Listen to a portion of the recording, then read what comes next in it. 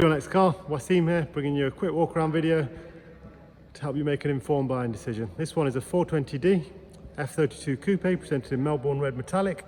This is an X-Drive model, so four-wheel drive, fitted with the 19-inch bi-colour wheels, gloss black inserts with a polished face, really nice addition to our wheel stock, gloss front splitter, gloss kidney grills, conditions very nice.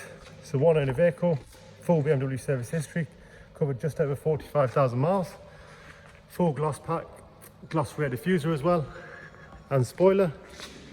D badge of the 420, still bearing the X-Drive badge if we can keep that on if you want, or D-badge that as well.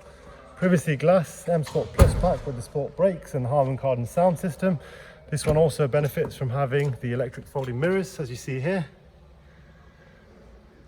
Black Dakota leather, heated seats, 8-speed paddle shift gearbox, professional widescreen navigation.